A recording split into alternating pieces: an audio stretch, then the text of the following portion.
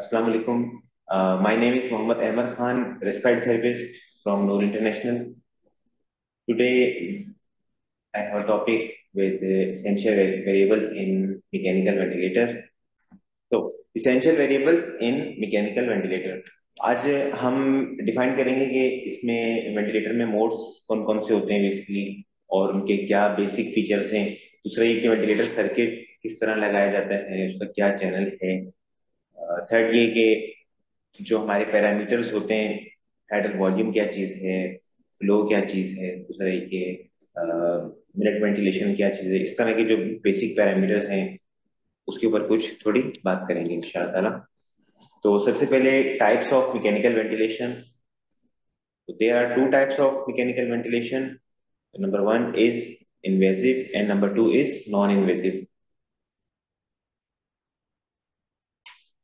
Ventilation. हमारे mechanical ventilator जब हम यूज करते हैं तो हमारे पास दो टाइप की वेंटिलेशन होती है, एक इन्वेसिव और एक नॉन इन्वेसिव। इन्वेसिव वो जो हम इनसाइड दी बॉडी कोई चीज पास करके उसको फिर वेंटिलेशन कंटिन्यू करवाते हैं, तो दिस आर इन्वेसिव वेंटिलेशन। और अगर आउटसाइड दी बॉडी हम किसी वेंटिलेशन को कंटिन्यू कराएं तो these are non invasive ventilation. So invasive में हमारे पास ईटीटी ट्यूब आ जाती है सबसे पहले, और देन ट्रिक्योस्टमी आती है। ट्रिक्योस्टमी के थ्रू आप जो वेंटिलेशन करा रहे होते हैं। सो नॉन इन्वेसिव में आपके पास नेजल सीपैप आता है। देन दूसरे नंबर पे आपको बाइपेप मास्क नजर आ रहा होगा, तो जिसको हम नॉन इन्वेसिव वेंटिलेशन कहते हैं। थर्ड जो है आपके पास हाई फ्लो ऑक्सीजन थेरेपी है। तो ये सारी जो एग्जांपल्स हैं ये सारी नॉन इन्वेसिव की हैं, और ये राइट लेफ्ट पे जो है वो सारी इन्वेसिव की एग्जांपल्स हैं। Different methods to attach breathing circuit. आपको ब्रीथिंग सर्किट अगर अटैच करना है वेंटिलेटर पे तो उसके क्या क्या चैनल्स हैं। नॉर्मली हम जो ब्रीथिंग सर्किट अटैच करते हैं, जो फर्स्ट टाइम अटैच करते हैं, तो उसमें हमें क्या क्या चीजें रिक्वायर्ड होती हैं। तो सबसे number one, circuit attachment with HME. HME basically ये फिल्टर है जो आपको ब्लू कलर में नजर आ रहा है। सो इसका एक फुल फॉर्म है heat moist exchanger. Heat moist exchanger filter. तो जिन वेंटिलेटर्स में आप ह्यूमिडिफायर यूज नहीं करते, तो this is called passive humidifier. Basically ये करता ये है कि पेशेंट की ह्यूमिडिफिकेशन को और मॉइस्चर को सेव कर लेता है और पेशेंट को वापस रिटर्न डिलीवर कर देता है। तो this is called HME filter. सबसे पहले आप इसको इंस्पायरेटिव पोर्ट पे लगाएंगे। In inspiratory port put bacterial filter, then breathing circuit, then flow sensor. अगर आप वेंटिलेटर मिल्टन का यूज कर रहे हैं तो आप फ्लो सेंसर यूज करेंगे, और अगर आप ऐसा वेंट यूज कर रहे हैं जिसमें फ्लो सेंसर नहीं लगता तो देन उसमें फ्लो सेंसर फिर नहीं लगेगा, बाकी चैनल पूरा सेम रहेगा। So flow sensor, then HME filter, then L connector, and then put in ETT. So these are the pictures of L connector, HME filter, bacterial viral filter, NAP kit, closed suction, and breathing circuit. So number two channel, circuit attachment with nebulization kit. So अगर कभी आप चाहें कि ventilated patient को nebulise करना चाहें तो ऐसी सूरत में आप किस तरह सर्किट अटैच करेंगे। In inspiratory port put bacterial filter. Ventilator का जो इंस्पायरेटिव पोर्ट होगा, जो अभी सामने आपको वेंट नजर आ रहा है, इसमें सेंटर में इंस्पायरेटिव पोर्ट है और राइट साइड पे जो है वो आपका एक्सपायरेटिव पोर्ट है। So in inspiratory port put bacterial filter, then breathing circuit, then flow sensor, then HME. Then HME के बाद आप नेप किट लगाएंगे, जो नेप किट आपको यहाँ पे पिक्चर में नजर आ रही है। So nap kit and then L connector and then put in ETT. तीसरा channel, circuit attachment with close suction catheter. बाद सेटअप्स में अब क्लोज सक्शन कैथेटर यूज किया जाता है, क्योंकि जो हमारा नॉर्मल कन्वेंशनल सक्शन कैथेटर होता है उससे सक्शनिंग करने के लिए आपको वेंटिलेटर रिमूव करना होता है। लेकिन क्लोज सक्शन एक ऐसा इक्विपमेंट आ गया, एक ऐसी डिस्पोजेबल आइटम आ गया कि वो ब्रीथिंग सर्किट के साथ ही अटैच हो जाता है, और जब आपको करने की रिक्वायरमेंट होती है तो वेंटिलेटर आपको डिस्कनेक्ट नहीं करना पड़ता। तो ये नेप किट के ऊपर जो आपको एक नजर आ रहा है, दिस क्लोज सेक्शन। तो इसका चैनल किस तरह है कि in inspired port put bacterial filter, then breathing circuit, then flow sensor, then HME, then close section and then put in ETT. तो क्लोज सेक्शन जो है डायरेक्टली ईटीटी के साथ या ट्रेकियोस्टोमी के साथ आप कनेक्ट कर सकते हैं। बाकी ये है कि क्लोज सेक्शन लगाते वक्त आप कैथेटर माउंट या एल कनेक्टर वो यूज नहीं करेंगे। पैरामीटर्स ऑफ वेंटिलेटर, ठीक है, आप वेंटिलेटर यूज करते हैं तो आपके सामने इस तरह की स्क्रीन आ रही होती है। राइट साइड पे कुछ पैरामीटर्स ऐसे होते हैं जो आप खुद सेट करते हैं, और लेफ्ट साइड पे वो पैरामीटर्स आ रहे होते हैं जो मॉनिटरिंग पैरामीटर्स होते हैं, जो आपको शो हो रहे होते हैं कि पेशेंट की करंट कंडीशन क्या चल रही है। तो सेटिंग पैरामीटर्स आपके पास क्या क्या आता है? सबसे पहले नंबर पे आप देख लें टाइडल वॉल्यूम, इसका साइन है VT। So the tidal volume is the amount of air delivered in a single breath। एक सिंगल ब्रेथ में एक दफा सांस लेने में जितना amount of air patient inhale करता है, this is called tidal volume in a single breath. So amount of air inhale in a single breath और amount of air inhale in 1 minute, this is called minute volume. दूसरे number पे आपके पास आ रहा है MV, minute volume is the amount of air deliver in a single minute, और इसका फॉर्मूला है tidal volume multiply by respiratory rate. तो बास ऐसे मोड्स हैं जिसमें आप सेटिंग पैरामीटर में मिनट वॉल्यूम सेट करते हैं, तो this is called MV। Third number पे प्रेशर कंट्रोल या pressure support. So pressure control या प्रेशर सपोर्ट से पहले मैं आपको पीप बता दूं, व्हाट इज पीप। चौथे नंबर पे जो आपको नजर आ रहा है, तो PEEP is the positive and expiratory pressure. Basically PEEP expiration पे हमें हेल्प करती है। जब पेशेंट इनहेल करके एक्सहेल कर रहा होता है तो एक्सहेल पे एक खास प्रेशर से वेंटिलेशन को होल्ड किया जाता है कुदरती तौर पे, या अगर पेशेंट मैकेनिकल वेंटिलेटर पर हो तो मैकेनिकल वेंटिलेटर के थ्रू एक खास प्रेशर पे होल्ड कर दिया जाता है। वजह क्या है? इसकी वजह यह है कि अगर एक्सहेलेशन पे पूरे लंग्स हमारे बंद हो जाएंगे तो वो वापस रिकॉइल नहीं होंगे, उसमें फर्दर बहुत सारे मसले मसाइल आएंगे। तो एक खास प्रेशर से उसको मेंटेन रखा जाता है ताकि हमारे एल्वोलाई कोलैप्स ना हो, ठीक है। So this is called PEEP, positive and expiratory pressure. तो नॉर्मली जो हम सबकी पीप होती है वो 3 to 5, या आप 5 कंसिडर कर लें कि 5 की पीप हम सबकी होती है। तो ऑन एक्सपायरेटरी फेज 5 cmH2O के प्रेशर पे हमारे लंग्स रुक जाते हैं, देन उसके बाद नेक्स्ट ब्रेथ जनरेट हो जाती है। तो this is called PEEP. So what is pressure control या प्रेशर सपोर्ट? तो आफ्टर द पीप जो इंस्पायरेशन में हेल्प आउट करती है, जो प्रेशर इंस्पायरेशन में हेल्प आउट करता है, so this is called pressure control. तो बास ऐसे मोड्स हैं जिसमें हम प्रेशर कंट्रोल या प्रेशर सपोर्ट खुद से सेट करते हैं। जब जब पेशेंट इंस्पायर करेगा तो उसको आपकी डिजायर्ड सेटिंग के मुताबिक प्रेशर कंट्रोल या प्रेशर सपोर्ट डिलीवर हो जाएगा। तो फिफ्थ नंबर पे है FiO2। So FiO2 is a fraction of inspired oxygen. Basically जो फ्लो आप पेशेंट को डिलीवर कर रहे हैं उसमें अमाउंट ऑफ ऑक्सीजन कितनी शामिल है, how much percentage of oxygen diluted in given flow. मिसाल के तौर पे आपने एक पेशेंट को 500 का टाइडल वॉल्यूम दे दिया, ठीक है, और उसमें फ्लो जा रहा है 1 लीटर पर मिनट जा रहा है, मिसाल के तौर पे इसमें चेंजेस हो सकती है। तो 1 लीटर पर मिनट का जो फ्लो जा रहा है, अब उस फ्लो में एयर कितनी है और उस फ्लो में ऑक्सीजन कितनी है। तो मिसाल के तौर पे आपने FiO2 रखी है 30%। तो 30% का मतलब है कि 1 लीटर फ्लो में 300 ml आपकी प्योर ऑक्सीजन है और बाकी 700 ml एयर विदाउट ऑक्सीजन है। So FiO2 is the concentration of oxygen in the given flow. So 21% हमारी रूम एयर में FiO2 पहले से मौजूद होती है। अगर कभी आप 100% FiO2 रखें तो इसका मतलब ये होगा कि आप जितना भी फ्लो दे रहे हैं वो प्योर ऑक्सीजन से डिलीवर हो रहा है, इसमें एयर की कोई गुंजाइश नहीं होगी। बाकी अगर आप 50% रखते हैं तो एज पर सेटिंग आपका फ्लो कंसंट्रेशन वो चेंज होता रहेगा।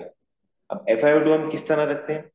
FiO2 हम टारगेट करते हैं कि हमारे पेशेंट की जो सेचुरेशन है वो 90 से अबव रहनी चाहिए, मोर देन 90 रहनी चाहिए। अगर आपकी मोर देन 90 30% FiO2 को होती है तो आप 30% रखेंगे। अगर आपकी सेचुरेशन वो 50% FiO2 को होती है तो आप 50% रखेंगे। तो वो आप पेशेंट की मॉनिटरिंग पे उसको रिलाई करते हैं। देन रेस्पिरेटरी रेट, सो 1 मिनट में पेशेंट कितनी दफा सांस ले, तो जो आप डिजायर्ड रेस्पिरेटरी रेट रखते हैं दिस इज कॉल्ड RR या रेट, इन सब नाम से आता है। IE ratio, IE ratio is inspiration and expiration time ratio. Basically जो हमारी रेस्पिरेशन का अमल है इसमें दो फेज आते हैं, एक इंस्पायरेशन आता है, सेकंड एक्सपायरेशन आता है। इसका जो टाइम रेशियो है कि कितने टाइम में पेशेंट इंस्पायर करे और कितने टाइम में एक्सपायर करे, this is called IE ratio. तो नॉर्मली जो हमारा IE रेशियो होता है हम सब लोगों का, वो होता है 1:2। यानी अगर एक बंदा 2 सेकंड में इंस्पायर कर रहा है तो वो 4 सेकंड में एक्सपायर करता है। अगर कोई नॉर्मल बंदा 1 सेकंड में इंस्पायर कर रहा है तो वो 2 सेकंड में एक्सपायर करता है। So this is IE ratio, जो कि नॉर्मली 1:2 होता है।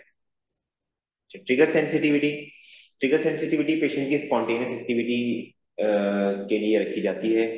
तो अगर आप एडल्ट पेशेंट पे काम कर रहे हैं तो आप 2.5 या 2 से 3 के दरमियान आप ट्रिगर सेंसिटिविटी रख सकते हैं फ्लो ट्रिगर पे। और अगर आपकी पेशेंट कैटेगरी न्यूनेटल है तो आप 0.5 to 1 लीटर फ्लो ट्रिगर आप रख सकते हैं। और अगर आपकी पेशेंट कैटेगरी पीडियाट्रिक है तो आप 1 लीटर से लेके 1.5 लीटर तक ट्रिगर सेंसिटिविटी रख सकते हैं। तो बेसिकली ये पेशेंट की स्पॉन्टेनियस एक्टिविटी को शो कर रहा होता है। देन उसके बाद मॉनिटरिंग पैरामीटर्स, वो पैरामीटर्स जो पेशेंट के करंटली बन रहे हैं, तो these are called monitoring parameters. So सबसे पहले हम बात करते हैं टाइडल वॉल्यूम की। तो जो पेशेंट को करंटली टाइडल वॉल्यूम डिलीवर हो रहा है वो किस तरह शो होगा? वो शो होगा VTE पर, एक्सपायरेटेड टाइडल वॉल्यूम। तो इसी तरह मिनट वॉल्यूम, तो एक्सपायरेटरी मिनट वॉल्यूम जो भी डिलीवर होगा, जैसे इस वक्त इस स्क्रीन पे 8.1 एक्सपायरेटरी टाइडल वॉल्यूम आ रहा है, तो उसकी निशानदेही होगी MVE, या अगर कंप्लीट वर्डिंग में लिखा होगा तो expiratory minute volume. So third पे आ जाते हैं पीक प्रेशर्स। तो पीक प्रेशर हमारी कंप्लीट इंस्पायरेटरी प्रेशर होता है from the start of airway till the start of alveoli. So peak inspiratory pressure, this is called peak inspiratory pressure.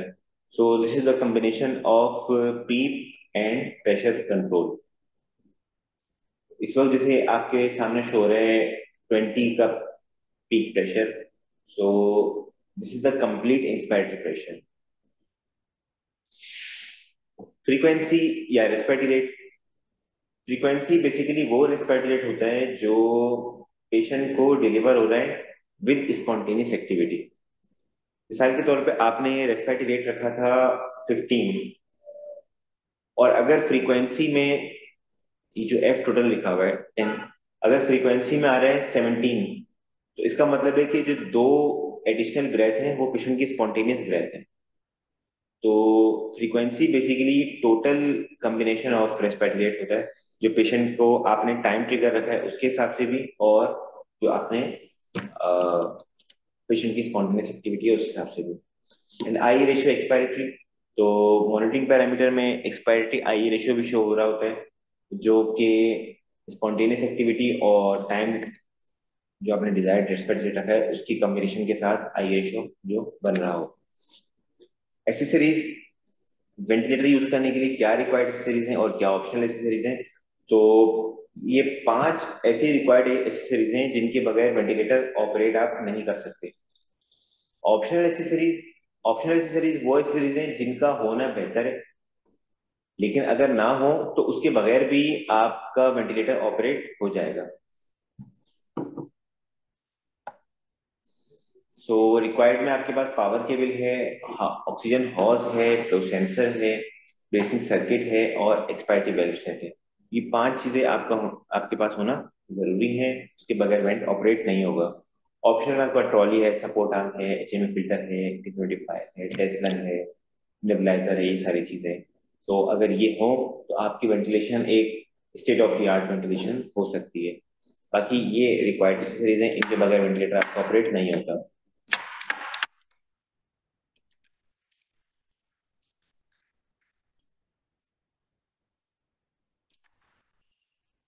तो breath types देखिए, हम जो सांस ले रहे हैं, हम जो इस वक्त नॉर्मल कंडीशन में तो जो हम ब्रेथ ले रहे हैं, this is called spontaneous breath. हम सारी ब्रेथ अपनी जाती तौर पर खुद जनरेट कर रहे हैं। लेकिन अगर एक बंदे को वेंटिलेटर पे डाल दिया जाए तो फिर वहां पे दो ब्रेथ का जिक्र आ जाता है। एक वो ब्रेथ जो आप वेंटिलेटर के थ्रू दे रहे हैं, और एक वो ब्रेथ जो आपका पेशेंट खुद से ले रहा है। सो आपकी डिजायर्ड सेटिंग के मुताबिक जो वेंटिलेटर ब्रेथ दे, these are called mandatory breath.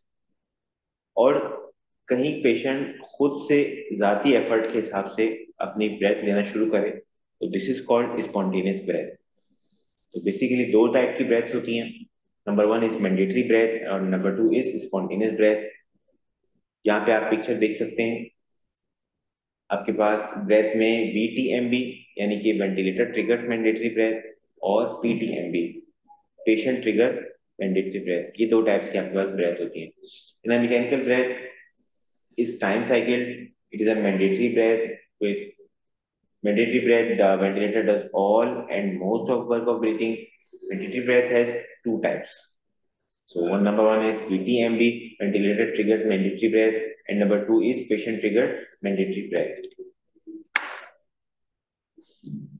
अच्छा, अब बात करते हैं मोड्स ऑफ वेंटिलेशन की।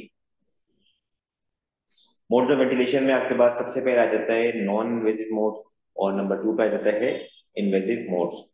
सो नॉन इन्वेसिव में आपके पास है बाइपेप सीपेप थेरेपी। आप कोई भी वेंटिलेटर ऑपरेट करेंगे उसमें आपके पास नॉन इन्वेसिव में NIV होगा, NIV-ST होगा और हाई फ्लो थेरेपी होगी। अब जो लेटेस्ट वेंटिलेटर आ रहे हैं खासतौर पे हैमिल्टन के, उसमें हाई फ्लो ऑक्सीजन थेरेपी जो नाक के जरिए का आप कैनुला लगा देते हैं और एक हाई फ्लो दिया जाता है ताकि पेशेंट का रेस्पिरेटरी डिस्ट्रेस कम हो, हाई क्वांटिटी में आप ऑक्सीजन सप्लाई दे सकें। तो एक हाई फ्लो थेरेपी भी अब इंट्रोड्यूस हो चुकी है, आपको मैंने इनिशियल पिक्चर में दिखाया था। बाकी NIV आपका बाइपेप मास्क हो गया, NIV-ST वो भी बाइपेप हो गया। दोनों में फर्क सिर्फ ये है कि NIV में आप रेस्पिरेटरी रेट सेट नहीं कर सकते, जबकि NIV-ST में आप रेस्पिरेटरी रेट सेट कर सकते हैं। इन्वेसिव मोड्स आपके पास तीन होते हैं, दो टाइप के इन्वेसिव मोड्स होते हैं। Number one is volume controlled and number two is pressure controlled. So volume control में आपके पास AC-VC मोड होगा और प्रेशर कंट्रोल में AC-PC मोड होगा। What is AC-VC? Assist control volume control. इसमें ये होता है कि आपने जितना रेस्पिरेटरी रेट सेट किया है उतनी मैंडेटरी ब्रेथ डिलीवर होनी ही होनी है। बाकी एडिशनली अगर कहीं पेशेंट ने स्पॉन्टेनियस ब्रेथ लेना शुरू की तो वेंटिलेटर उसको भी सपोर्ट देगा, वॉल्यूम सपोर्ट देगा। मिसाल के तौर पे आपने रखा था 500 का वॉल्यूम और रेस्पिरेटरी रेट रखा है 16। अब वेंटिलेटर को आपने समझा दिया कि 1 मिनट में 16 दफा 500 का वॉल्यूम डिलीवर करना है। लेकिन आपका पेशेंट कहीं एक्टिव हो जाता है, उसकी सिडेशन कम हो जाती है, पैरालाइजेशन कम हो जाती है, वो खुद से एफर्ट करने लगता है, खुद से सांस लेने लगता है। तो मिसाल के तौर पे उसने 4 दफा एफर्ट की। अब जो 4 उसने एडिशनल ब्रेथ ली तो आपकी टोटल ब्रेथ्स हो गई 20। अब जो 4 एडिशनल ब्रेथ हैं इसमें भी वेंटिलेटर उसको 500 का वॉल्यूम डिलीवर करेगा, क्योंकि असिस्ट कंट्रोल वेंटिलेशन पे आपने रखा हुआ है। इसी तरह अगर AC-PC की बात करें, असिस्ट कंट्रोल प्रेशर कंट्रोल, तो इससे मुराद ये है कि इसमें आप वॉल्यूम सेट नहीं करते, इसमें आप प्रेशर कंट्रोल सेट करते हैं। तो इसमें भी सेम वही सेटिंग्स हैं। आपने अगर 16 का रेट रखा है और 20 का प्रेशर कंट्रोल रखा है, तो आपने वेंटिलेटर को समझा दिया कि 16 दफा 20 का प्रेशर कंट्रोल डिलीवर करना है। लेकिन अगर कहीं पे पेशेंट स्पॉन्टेनियसली ब्रेथ लेना शुरू करता है, तो अगर उसने 3 एडिशनल ब्रेथ लिए, 4 एडिशनल ब्रेथ लिए, जहां जहां भी उसने स्पॉन्टेनियस ब्रेथ लेना शुरू की, वेंटिलेटर उसको वहां पे सपोर्ट करना शुरू कर देगा। मिसाल के तौर पे अगर 4 एडिशनल ब्रेथ हैं, तो 4 एडिशनल टाइम्स वो 20 का प्रेशर कंट्रोल डिलीवर करेगा। 5 एडिशनल ब्रेथ हो, 10 हो, 20 हो, जितनी भी एडिशनल ब्रेथ होंगी, हर एडिशनल ब्रेथ पे वेंटिलेटर प्रेशर कंट्रोल से उसको सपोर्ट कंट्रोल करेगा। अच्छा, देन आ जाते हैं एसआईएमवी मोड पे। जब कभी आपका पेशेंट इस काबिल हो जाए कि अब आप उसको सिडेशन नहीं देना चाह रहे, पैरालाइजेशन नहीं देना चाह रहे और वीनिंग की तरफ ले जाना चाह रहे हैं, तो ऐसे पेशेंट को आप एसआईएमवी मोड पे रखते हैं। सो एसआईएमवी की फुल फॉर्म है synchronised intermittent ventilatory ventilation. So volume में भी एसआईएमवी होता है, एक प्रेशर में एसआईएमवी होता है। इसमें और एसीवीसी मोड में ये डिफरेंस है कि असिस्ट कंट्रोल एसीवीसी मोड में आपने जो रेस्पिरेटरी रेट रखा था वो तो डिलीवर होता ही है, साथ में स्पॉन्टेनियस ब्रेथ भी सपोर्ट होती है। लेकिन एसआईएमवी में स्पॉन्टेनियस ब्रेथ सपोर्ट नहीं होती, इन केस अगर आप कम सेटिंग रखना चाहें। मिसाल के तौर पे आपने वी एसआईएमवी रखा, वॉल्यूम एसआईएमवी मोड रखा, 500 का टाइडल वॉल्यूम रख दिया, तो इस एसआईएमवी मोड में एक एडिशनल ऑप्शन होगा, this is called pressure support. तो अगर आप प्रेशर सपोर्ट 0 रखते हैं, तो 0 की सूरत में जहां जहां पेशेंट स्पॉन्टेनियस ब्रेथ लेगा, वहां उसको कोई सपोर्ट नहीं मिलेगी।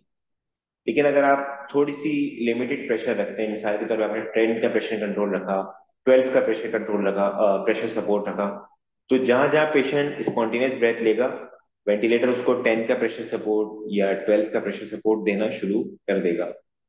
तो इनिशियली हम करते ही हैं कि 15 के प्रेशर सपोर्ट से या 10 के प्रेशर सपोर्ट से पेशेंट को एसआईएमवी मोड पे लेते हैं। देन उस प्रेशर सपोर्ट को फिर टेपर ऑफ करते जाते हैं, 0 पे ले आते हैं।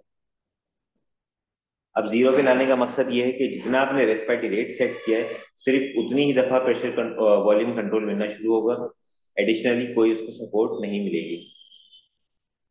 आखिर में आ जाता है स्पॉन्ड मोड। स्पॉन्ड मोड में सारे सेम पैरामीटर्स होते हैं सिवाय रेस्पिरेटरी रेट के। आपको इसमें वॉल्यूम भी मिलेगा, पीप भी मिलेगी, FiO2 भी मिलेगी। सो इसमें रेस्पिरेटरी रेट का ऑप्शन नहीं होता। जहां जहां पेशेंट स्पॉन्टेनियसली ब्रेथ लेना शुरू करेगा, अगर वो VS मोड पे होगा तो उसको वॉल्यूम की सपोर्ट मिल जाएगी। अगर वो PS मोड पे होगा, प्रेशर सपोर्ट मोड पे होगा, तो उसको प्रेशर की सपोर्ट मिलना शुरू हो जाएगी। अच्छा, अब बात कर लेते हैं कुछ इसेंशियल वेरिएबल्स की। ठीक है, आप लोग बहुत दफा टर्म सुनते होंगे कि ट्रिगर है, साइक्लिंग है, कंट्रोलिंग है, टारगेटिंग है, सो बेसलाइन प्रेशर, पीप है। तो ये सारी टर्म्स जो यूज होती हैं, तो बेसिकली ये क्या है, तो इस पे मैं थोड़ी थोड़ी सी बात करूंगा, बहुत ज्यादा डेप्थ में इसमें नहीं जाएंगे।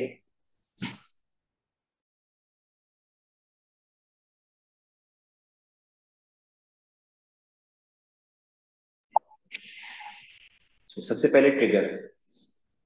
तो trigger is the time point where the inspiration starts.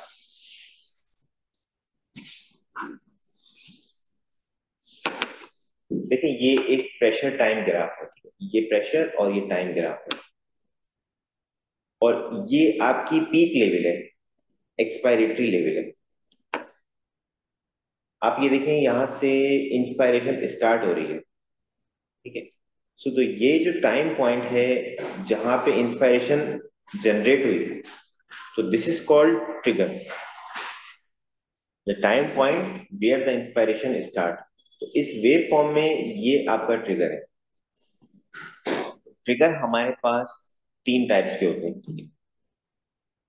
Breath generate करने का या इंस्पायरेशन जनरेट करने का क्या रीजन बना, this is also called trigger. तो ब्रेथ जनरेट होने के 2 रीजंस होते हैं। एक ये कि मैंडेटरी ब्रेथ डिलीवर हो रही है, दूसरा रीजन बनता है स्पॉन्टेनियस ब्रेथ जनरेट हो रही है। सो अगर आपने एक रेस्पिरेटरी रेट सेट किया हुआ है, मिसाल के तौर पे 20 का रेस्पिरेटरी रेट सेट किया हुआ है, तो वेंटिलेटर को आपने समझा दिया है कि 20 ब्रेथ पर मिनट, यानी कि हर 3 सेकंड बाद एक ब्रेथ देनी है। तो वेंटिलेटर जो उसको ब्रेथ देगा, this is called time trigger. Trigger मैंने आपको शुरू में बताया कि 3 टाइप के ट्रिगर होते हैं। So number 1 is time trigger. Time trigger ventilator respiratory rate के हिसाब से डिलीवर करता रहता है। नंबर 2 जो है वो है आपका फ्लो ट्रिगर। और नंबर 3 जो है वो आपका आ गया प्रेशर ट्रिगर। ट्रिगर के ऊपर मैंने एक प्रेजेंटेशन बनाई है, आपको एक दफा उस पर शुरू कर दिखा देता हूँ कुछ स्लाइड्स आपको।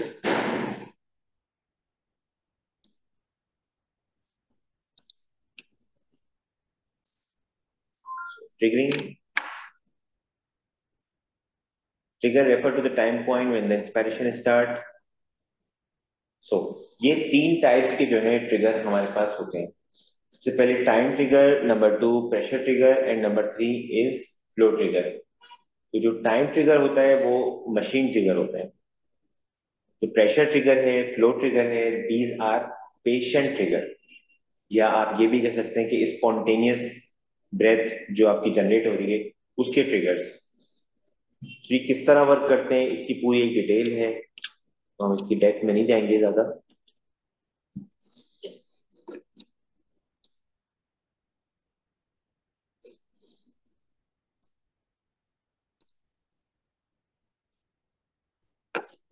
So the trigger is the time point when the inspiration start. ये आपका ट्रिगर पॉइंट है। So number 2 cycle. देखिए, इंस्पायरेशन जनरेट होती है, ये पूरा इंस्पायरेटिव फेज है, और यहां पर आपकी इंस्पायरेशन एंड हो जाती है इस पॉइंट पे। अब यहां से लेके यहां तक ये पूरा एक कंप्लीट एक्सपायरेटरी फेज है। This is inspiratory phase and this is an expiratory phase. जहां से इंस्पायरेशन स्टार्ट हुई ये तो कहलाएगा ट्रिगर, लेकिन जहां पे इंस्पायरेशन एंड होती है, this point is called cycle. The time point where the inspiration ends. दोबारा गौर से समझें, जहां एक्स इंस्पायरेशन की बात कर रहा हूं मैं, कंप्लीट रेस्पायरेशन की बात नहीं कर रहा, क्योंकि कंप्लीट रेस्पायरेशन में दोनों फेज आते हैं, इंस्पायरेशन भी एक्सपायरेशन भी। मैं बात कर रहा हूँ इंस्पायरेटिव फेज की। तो the time point where the inspiration ends, this is called cycle. Then अब बात कर लेते हैं कंट्रोल। कंट्रोल से मुराद है कि आपने जो वेंटिलेशन आप दे रहे हैं, आया कि ये वॉल्यूम कंट्रोल है या प्रेशर कंट्रोल है। कुछ कंडीशन में हम वॉल्यूम कंट्रोल मोड्स यूज करते हैं और कुछ कंडीशन में हम प्रेशर कंट्रोल मोड्स यूज करते हैं। तो ये कंट्रोल की डेफिनेशन है। देन बात कर लेते हैं टारगेटिंग। टारगेटिंग से मुराद है कि आप कितना वॉल्यूम सेट करेंगे, कितना प्रेशर सेट करेंगे, क्या पीप सेट करनी है, क्या एफआईपी सेट करनी है। तो जो पैरामीटर्स आप सेट करते हैं, these are called targeting parameters. तो टारगेटिंग पैरामीटर्स पेशेंट कैटेगरी के हिसाब से अलग अलग भी होते हैं। अब मिसाल के तौर पे आपको वॉल्यूम सेट करना है, तो आप वॉल्यूम सेट करते हैं according to patient ideal body weight, patient gender और पेशेंट पॉपुलेशन। हर पेशेंट की पॉपुलेशन अलग होती है। पॉपुलेशन से मुराद है कि न्यूनेट पेशेंट है, पीडियाट्रिक पेशेंट है या एडल्ट पेशेंट है। फिर जेंडर का डिफरेंस आता है, और फिर हाइट का सबसे बड़ा डिफरेंस आता है, क्योंकि हमारे जो लंग्स के साइज हैं वो हाइट डिपेंडेंट होते हैं। तो आप हर एक पेशेंट का 500 का टाइडल वॉल्यूम सेट नहीं कर सकते। कुछ पेशेंट्स का आपको 400 का भी करना पड़ेगा, कुछ का 300 का भी करना पड़ेगा, कुछ का 600 का भी करना पड़ेगा। तो इसका एक पूरा फॉर्मूला होता है। हैमिल्टन वेंटिलेटर में ऑटोमेटिक होता है, जस्ट आप खाली हाइट पुट करेंगे तो ऑटोमेटिक वो टाइडल वॉल्यूम खुद ब खुद सेट कर देता है। तो targeting are the parameters which are your desired parameters. Baseline pressure. Baseline pressure या पीप जो है वो ये है कि आप इस पॉइंट पे आपके एल्वुलाई बिल्कुल कोलैप्स हो जाते हैं, ठीक है। लेकिन आप अगर पीप सेट करते हैं तो आपकी एक्सपायरेशन इस पॉइंट पे एंड हो जाती है। ये जो आपको नीचे वाला ग्राफ ब्लू कलर में नजर आ रहा है। So this is called base line pressure, जो कि नॉर्मली हमारा 5 होता है। तो हर वेंटिलेटर में पीप का ऑप्शन होता है, आप पीक कम से कम जरूर सेट करते हैं और मिनिमम आप 5 से कम पीक सेट नहीं करते, चाहे वो पेशेंट फिर न्यूनेट हो, पीडियाट्रिक हो या फिर एडल्ट में आता हो। तो ये 5 कुछ पैरामीटर्स थे जो मुझे डिफाइन करने थे। देन अब बात कर लेते हैं अलार्म्स। बाज़ औक़ात वेंटिलेटर बहुत अलार्म कर रहा होता है, तो आप क्या करेंगे, सबसे पहले तो उसके अलार्म की वजह सॉल्व करेंगे कि उस किस वजह से अलार्म कर रहा है। आए कि उसका रेस्पिरेटरी रेट बढ़ रहा है या पीक प्रेशर्स बढ़ रहे हैं, जो भी आपके मसले मसाइल हैं। तो फर्स्ट ऑफ ऑल आप सबसे पहले अलार्म साइलेंट कर देंगे, ठीक है। तो ये अलार्म साइलेंट की है, अलार्म पे क्रॉस बना हुआ है। फिर उसके बाद आप मॉनिटरिंग में स्क्रीन में जो है अलार्म्स के टैब पे जाएंगे। अलार्म्स के टैब पे जाने के बाद आपके पास ये सारे अलार्म के मिनिमम एंड मैक्सिमम लेवल्स नजर आ जाएंगे। अब अगर आपका अलार्म 10 से अबव किया, मिसाल के तौर पे एक्सपायरेटरी वॉल्यूम की बात कर लेते हैं, मिनट वॉल्यूम की बात कर लेते हैं, तो अब अगर अलार्म ये जब करेगा कि जब आपका अपर अलार्म, अपर जो लिमिट है वो 10 को क्रॉस करे और आपकी लोअर लिमिट 4 से डाउन चली जाए। अभी देखें इस वक्त आ रहा है 4.5, अभी ये कोई अलार्म नहीं करेगा, 4 तक भी कोई अलार्म नहीं करेगा। लेकिन अगर 3.8 हो गया, 3.9 हो गया, अब ये अलार्म करना शुरू कर देगा। इसी तरह अगर आप अपर लिमिट में जाते हैं तो अपर लिमिट में ये 9-10 तक कोई अलार्म नहीं करेगा।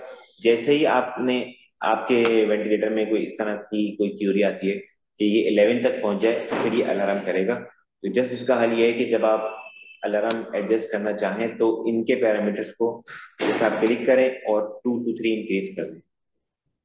आप 12 की मिनट वेंटिलेशन कर दें, 13 की कर दें, ताकि जब तक आप उस मसले को हल ना कर सकें तब तक के लिए आपका अलार्म साइलेंट हो जाए।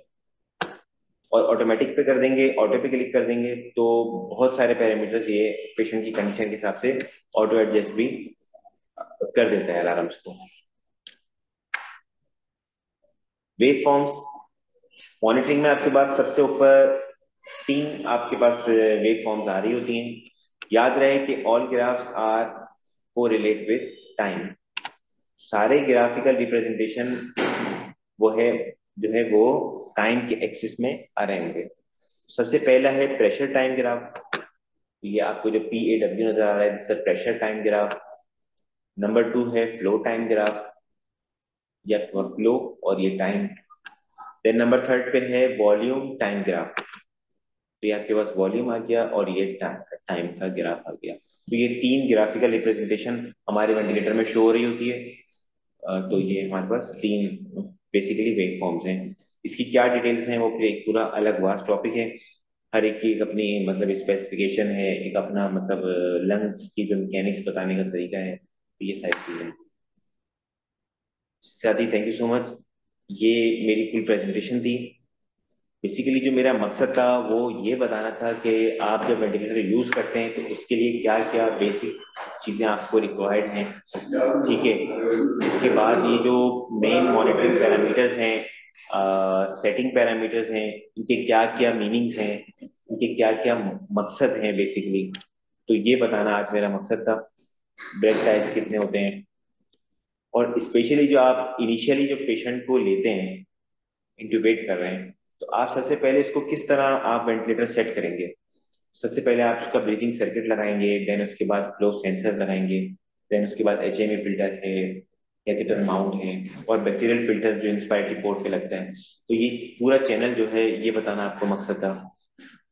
सबसे पहले जिस मोड पे आपको लिया जाता है वो होता है वॉल्यूम कंट्रोल मोड, ठीक है, CMB मोड, जिसको हमने ACPC का नाम दिया था। तो जब भी कभी आप पेशेंट को इंट्यूबेट करेंगे सबसे पहले ACVC मोड पे रखेंगे। ACVC मोड पे रख दें, उसका टाइडल वॉल्यूम आप सेट कर दें, पीप सेट कर दें, FiO2 सेट कर दें, रेस्पिरेटरी रेट सेट कर दें। अब आपका वेंटिलेटर रेडी टू यूज है और उसको आप यूज कर सकते हैं।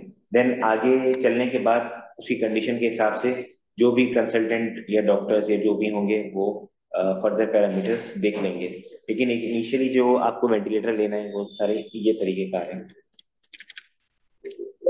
ये मेरी ईमेल आईडी है, अगर किसी को प्रेजेंटेशन चाहिए हो या फर्दर कोई भी क्यूरी हो, कोई भी क्वेश्चन आ रहा हो, तो वो इस ईमेल के थ्रू जो है ना मुझसे रब्ता कर सकते हैं।